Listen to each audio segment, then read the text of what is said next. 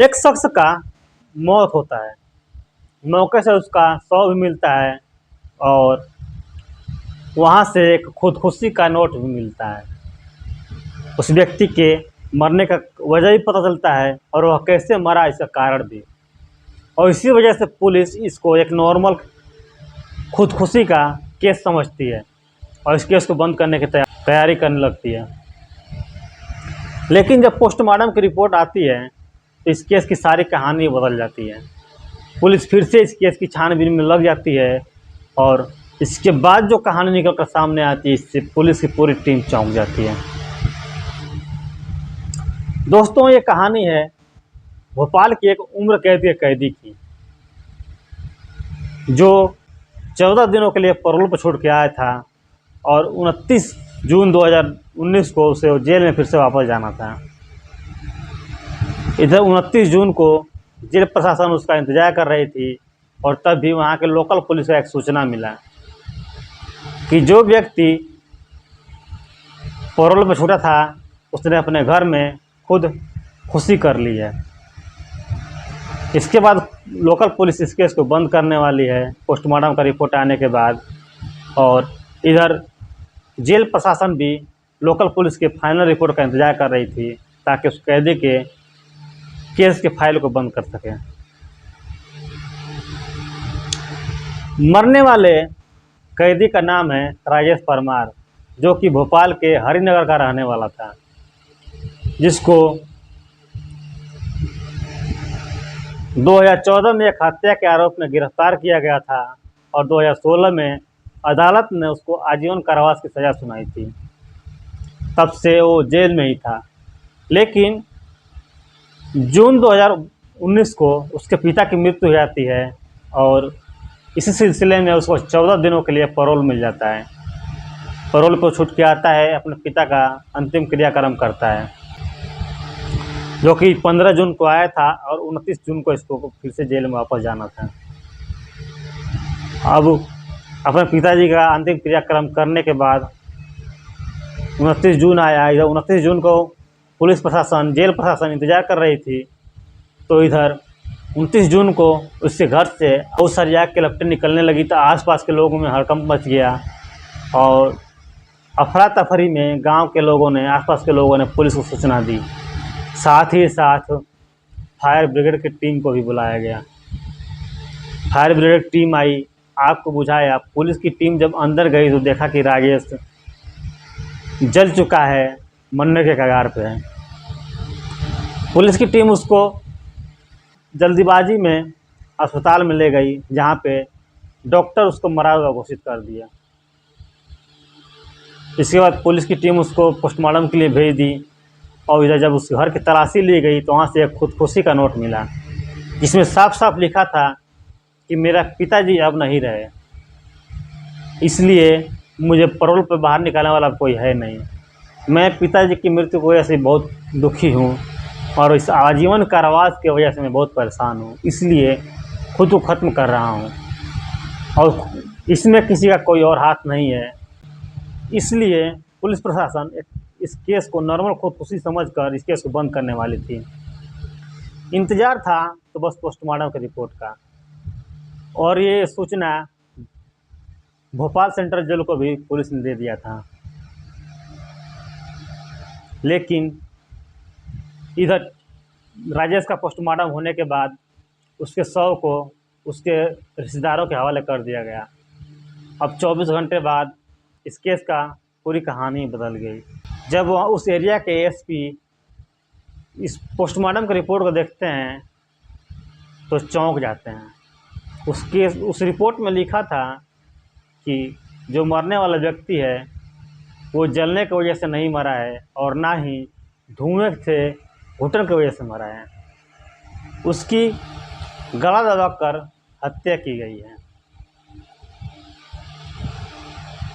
Police के वो अधिकारी चौंक जाते हैं और सोचते हैं कि अगर इसको आत्महत्या करनी थी तो इसको मारने वाला कौन है, और जिसने मारा है सुसाइड नोट मिला इसने किसने लिखा है और कैसे लिखा है, जबकि ये जो खुदकुशी का नोट था राजेश की हैंडराइटिंग पूरी तरह से मैच कर रही है। पुलिस के वो अधिकारी कुछ सिपाहियों के साथ राजेश के उस घर पर जाते हैं जहाँ पर राजेश की मौत हुई थी, और उस घर का पूरी तरह से निरीक्षण करते हैं। निरीक्षण करने के बाद वह अधिकारी गांव के लोगों से, आसपास के लोगों से पूछताछ करते हैं। पूछताछ में पता चलता है कि राजेश के साथ में, राजेश के मरने के एक दिन पहले 2 व्यक्ति देखे गए थे। अब पुलिस सोचती है कि मरने वाला व्यक्ति अगर राजेश है तो उसको मारने वाला कौन है, या फिर ऐसा तो नहीं कि मरने वाला व्यक्ति कोई और हो, राजेश फरार हो। ये सब जद्दोजहद पुलिस के मन में चल रहा था, उस अधिकारी के मन में चल रहा था। और इसका पता लगाने के लिए सबसे पहले राजेश के मोबाइल नंबर ढूंढने लगे। ढूंढते ढूंढते राजेश के एक रिश्तेदार से उसका मोबाइल नंबर मिला, जो कि पैरोल पर छूट के आने के बाद एक्टिव था। उस नंबर को जब मिलाया गया तो नंबर स्विच ऑफ था। उसके बाद उस फ़ोन का कॉल डिटेल निकाला गया, जिसमें मिला कि एक नंबर पे ज़्यादा बातचीत हुई है।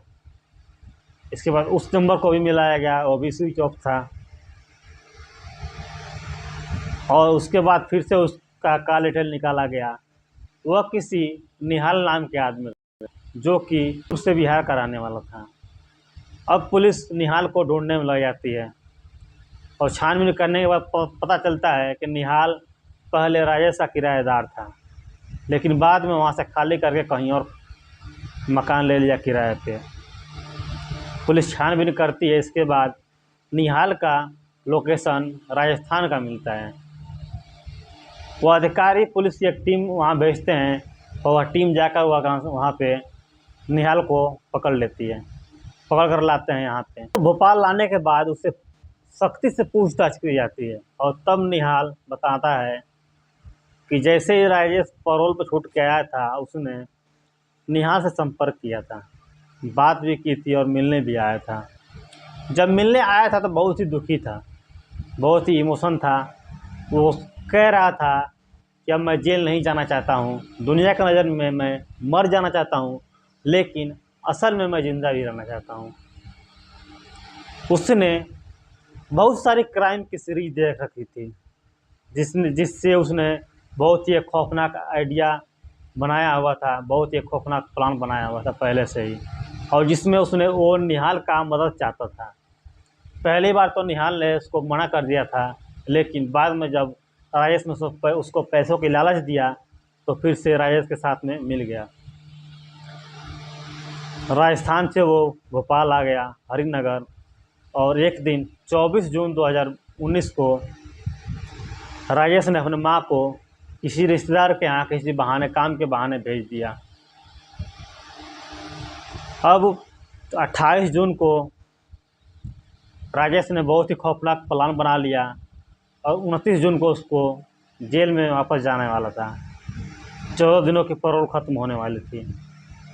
28 जून को दोनों अपना अपना मोबाइल राजेश के घर में ही छोड़कर घूमने निकल जाते हैं। जाते हैं एक पेट्रोल पंप पे, अपने गाड़ी में पेट्रोल भरवाते हैं सब। पेट्रोल भरवाने के बाद थोड़ी दूर वहीं पे एक आदमी दिखता है, जो कि राजेश के हम उम्र का था, और लगभग कद काठी भी राजेश से मिलता जुलता था। अब राजेश के मन में वो खुराफाती प्लान, वो खौफनाक प्लान दौड़ जाता है, और उस व्यक्ति से दोस्ती करने के लिए उससे बात करने लगता है। धीरे धीरे बात करते करते उस व्यक्ति से दोस्ती कर लेता है, और उसको अपने घर में पार्टी देने का न्योता देता है। कहता है कि मेरे घर चलो, हम पार्टी करेंगे, खूब ज़्यादा शराब भी पिएंगे, मौज करेंगे। वो जो व्यक्ति था उसका नाम राजू था। पेशे से वह एक मज़दूर था, और इसी वजह से खाने पीने के लालच में वो इन दोनों के साथ में राजेश के घर चला आता है। राजेश के घर आता है 28 जून के रात को। खूब खाते हैं सब, खूब पीते हैं सब। ज़्यादातर उस राजू को ही पिलाया जाता है, और जब राजू को बहुत ज़्यादा नशा हो जाता है तो राजेश उसका गला दबाकर मार देता है। मारने के बाद तो राजेश उसका हाथ पैर बांध देता है, और ज़मीन पर लिटा कर उसके ऊपर कई सारे किताबें पेपर वगैरह डाल देता है और गाड़ी से निकाला हुआ पेट्रोल भी रहता है उसके पास, उसके ऊपर छेड़ देता है और एक खुदकुशी का नोट लिखता है जिसको दूसरे कमरे में ले जाकर रख देता है ताकि पुलिस जब छानबीन करे तो उसको यह सही सलामत यह नोट मिल जाए। अब सोचते हैं कि अगर दरवाजे से हम बाहर निकलेंगे, दरवाज़ा आगे से बंद करेंगे तो लोगों को शक हो जाएगा कि ये किसी की साजिश है, इसलिए वो अंदर से ही दरवाजे में कड़ी लगा दिया और सीढ़ियों के रास्ते छत पे गए और छत से फिर बाहर कूद गए। सबसे बचते बचाते खिड़की से राजू के ऊपर किताबों पे पेट्रोल छिड़क रखा था, माचिस बार के उसके ऊपर आग लगा दी। जब आग जलने लगी तो दोनों फरार हो गए वहाँ से। राजेश वहाँ से फरार होकर सीधा साउथ इंडिया चला गया और निहाल फिर से वापस अपने राजस्थान चला गया। निहाल का बयान नोट किया गया। उसके बाद राजेश जाते जाते निहाल का एक पुराना सिम कार्ड ले गया था। निहाल ने बताया और पुलिस ने सोची कि अगर निहाल सिम कार्ड लेके गया तो आज नहीं तो कल फ़ोन ज़रूर करेगा और ठीक ऐसा हुआ। अगले ही दिन राजेश ने निहाल को फ़ोन किया और यहाँ का हाल चाल पूछा कि वहाँ सब कुछ ठीक तो है, किसी को कुछ पता तो नहीं चला। निहाल ने कहा कि नहीं, यहाँ किसी को कुछ नहीं पता चला, सब कुछ ठीक है, क्योंकि निहाल के पास पुलिस मौजूद थी। राजेश ने फ़ोन पे निहाल से बात की और कहा कि मुझे यहाँ पे कुछ मदद की ज़रूरत है, तुम्हारे कोई दोस्त है यहाँ पे तो बताओ। निहाल ने कहा ठीक है मैं बताऊँगा थोड़ी देर में। इसके बाद फ़ोन कट गया। अब पुलिस ने एक प्लान बनाया, बहुत फिल्मी अंदाज में पुलिस ने उसको पकड़ने के लिए प्लान बनाया। पुलिस के कुछ लोग साउथ इंडिया चली गई और इधर से निहाल ने फिर से फ़ोन किया राजेश को और कहा कि मेरे वहाँ पे 2 दोस्त रहते हैं, उनका नंबर ये है, नोट करो और उनसे बात करके उनसे मदद ले लेना। निहाल ने उसी पुलिस वालों का नंबर दिया जो पुलिस वाले यहाँ से गए थे उसको पकड़ने के लिए। ये पुलिस वाले भी वहाँ के लोकल बन गए, लुंगी पहनकर, टीका लगाकर, और इंतज़ार करने लगे राजेश के फ़ोन का। राजेश ने मोबाइल नंबर पाते ही दोनों व्यक्तियों को फ़ोन किया मदद के लिए और मिलने चला गया। जब मिलने गया तब पुलिस वालों ने उसको पकड़ लिया। पकड़ कर फिर से लाए भोपाल और भोपाल सेंट्रल जेल में उसको ले जाकर बंद कर दिए और निहाल को जेल में डाल दिया। दोस्तों, ये कहानी आपको कैसी लगी? अगर कहानी अच्छी लगी हो तो इस वीडियो को लाइक करके इस चैनल को सब्सक्राइब करें। मिलते हैं अगले वीडियो में, तब तक के लिए जय हिंद।